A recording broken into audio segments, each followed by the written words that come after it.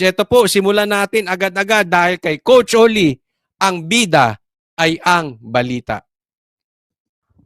Ito po, post po ito ni Sas Rogando Sasot. Alam naman po natin, ito si Sas ay credible ito. Talagang hindi po ito nag-fake news. At malalim po ang kaalaman nito sa politika at malalim din po ang talino nito. Kaya nakakagimbal at nakakatakot na po ang nangyayari sa bansang Pilipinas. Basahin po natin ha. The media is not reporting that Colonel who was founded in Camp Crame was shot. Isipin mo ha, sa loob ng Camp Crame mismo, patay, binaril. Ganong katindi ang violence sa Pilipinas ngayon. Sa loob mismo ng Camp Crame. At di umano, hindi binabalita ng media. Colonel pa ito ha? Colonel. Totoo ba? Ito'y tanong sa inyo, Marcos, Martin. Ang dami ninyong inaasikaso. Sasabihin ninyo, safe si Atty. Lopez diyan sa loob. Hindi kailangan bantayan. Ito nga, Colonel na. Napatay sa loob mismo ng Camp Crame. Anong nangyayari sa inyo? Mainstream media. Asan na kayo? Kayo dapat ay nagbabalita ng patas. Dapat kayo ay para sa bayan. Hindi kayo dapat sa mga politiko. Bakit itinago nyo ito? Kaya nga, dapat magsalita ka dito, Marbil. Torre, nagbibida-bida kayo. Bakit hindi nyo sabihin ito? Sagutin nyo. Sagutin nyo si Sas kung ito hindi totoo. Sabihin nyo, hindi yan totoo. Nang sa ganon, maglabas si Sas ng ebidensya. Diba? Yan lang ang inaantay ni Sas eh. Itanggi ninyo.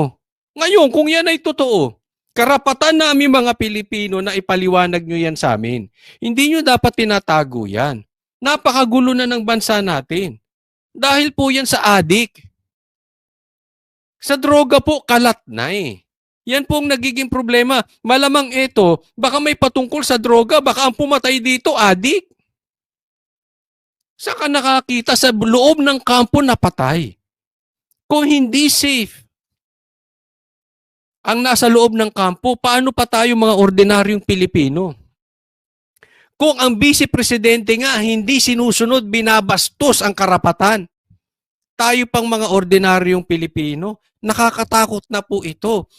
Tayo ba ay nabubuhay na sa era ng mga adik? Tayo na naman ang takot sa mga adik?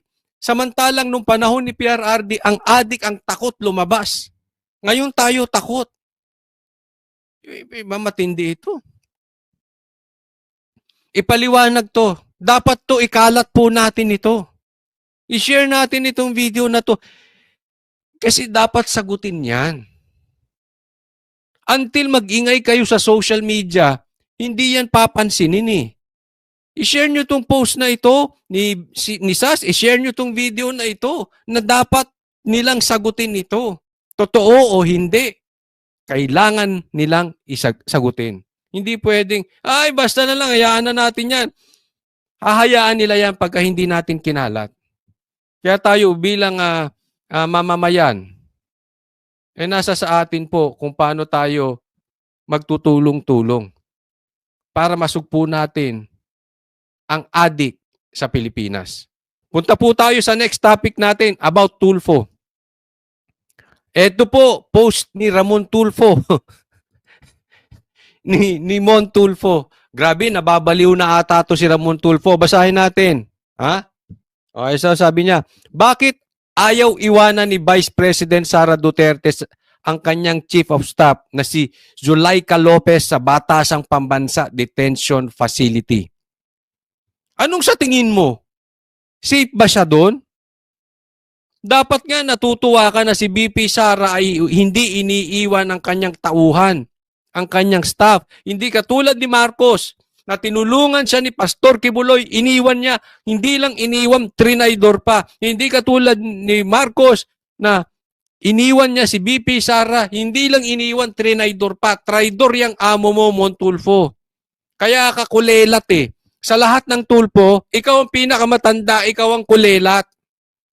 Kasi yung pag-uugali mo, ikaw, may sapak ka ba? Ako'y nagtatanong lang, ha? Oh.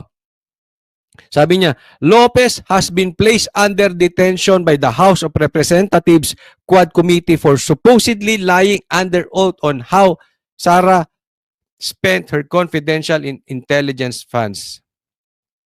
Oh, Sara cares so much. Ito na po ang chismis.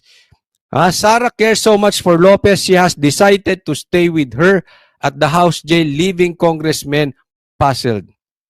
Gusto ba talaga ninyong malaman?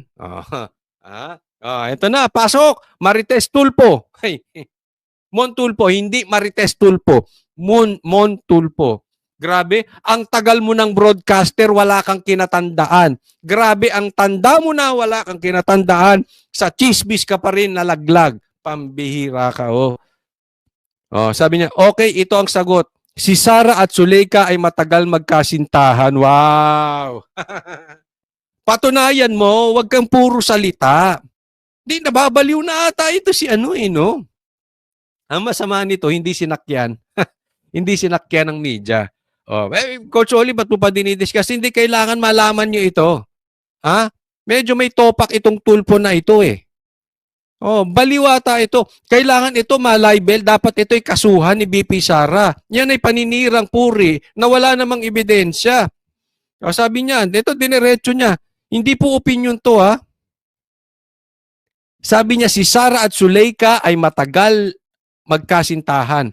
Di ba ninyo nahalata? Sara is dike. Dike ba? Tama ba ang pag-pronounce ko? Or lesbian. Tomboy or ACDC siya. Pwede sa lalaki at pwede sa babae. Siya ay bisexual.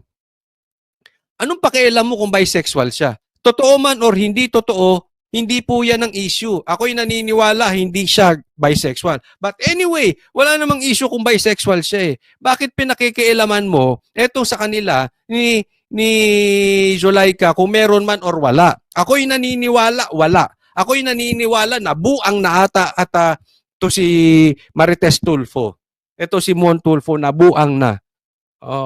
Grabe. Pero kung sakali man totoo, anong pakialam mo? Ikaw ba political broadcaster, political vlogger, o ikaw ay Tito Vic and Joey vlogger? O ikaw ba ay naging chismis vlogger? Ikaw ba ay naging artista vlogger? Ikaw ba ay naging celebrity vlogger? Ano ka ba talaga? Grabe ang status mo. Panira ka sa Tulfo. Kita mo, ikaw lang ang walang mararating sa Tulfo. Mananalo pa si Erwin at si Ben Tulfo sa pagkasenador. Ikaw, wala, kulelat. Wala ka. Paano? Napunta ka sa chismis. Pambihira ka, oh. Para kang papitsuging vlogger sa gigilid. Matagal nang alam ng mga taga Davao ang relasyon ni Sara at Zuleika. Hindi, ikaw lang nakakaalam. May katang isip ka, ikaw ay namamaligno. Alam mo yung para kang matanda na kung ano-anong pumapasok sa isip. Hindi ko po iniinsulto ang matatanda kasi matanda na rin po ako. No? Minsan kasi may mga pumapasok na katang isip.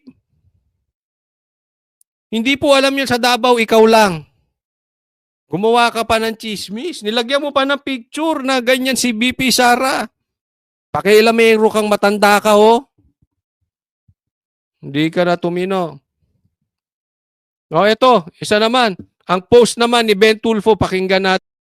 Ito naman post ni Ben Tulfo sa kanyang Facebook page. Yan. At basahin po natin. Taglit, ha. The sins of Mon Tulfo are his alone. Babasagin ko na ang katahimikan ko. Kasi alam mo, nadadamay eh. Yan ang problema sa mga magkakapatid. Damay-damay. Pag kayong isa may katarantaduan, nadadamay. Alam mo ako. Sa lahat ng Tulfo, ito lang gusto ko. Hindi. Yung iba medyo alanganin ako talaga eh. Pero ito si Ben Tulfo. Gusto ko ito. Gusto ko ang tayo nito si Ben Tulfo. Iisa ang aming apelyido, Tulfo. iisang dugo ang dumadaloy sa aming mga ugat. Subalit magkakaiba ang aming pananampalataya. Ayun, doon nagkaiba sa pananampalataya. Baka iba pananampalataya nito si Marites Tulfo, no? Si Ben Tulfo maayos 'yan, maayos 'yan. Maayos 'yan. Maayos pananampalataya niyan. Prinsipyo magkaiba, paninindigan at pananaw. Oy, panawagan. Panawagan. Tawagin natin si Claudine. Nag-iingay po si Marites Tulfo. Hindi, dito tayo. Dito tayo ngayon kay Ben Tulfo. Baka mamaya magalit si Claudine. Dito tayo kay Ben Tulfo. Ako si Ben, kilalang si Bitag. Sawa na ako sa pananahimik. Ang kanyang kinakalaban at mga kalaban ay sa kanya lang. His choice, his consequence. Yan. Okay, so sana hindi madamay ito si Ben Tulfo sa mga paninira nitong si Marites Montulfo sa mga Duterte. Okay? So hiwalay siya. Ha? Yung kinakalaban ni Montulfo ay hindi kalaban ni Ben. Wala akong kinakatakutan maliban sa Diyos. Tama. Yan ang dapat kinakatakutan natin. Hindi nababahag ang aking buntot at hindi ito isang disclaimer. I'm just trying to get it straight, unfiltered. Tama naman eh. Hindi ito parang naguhugas kamay. Magkaiba sila lang talaga.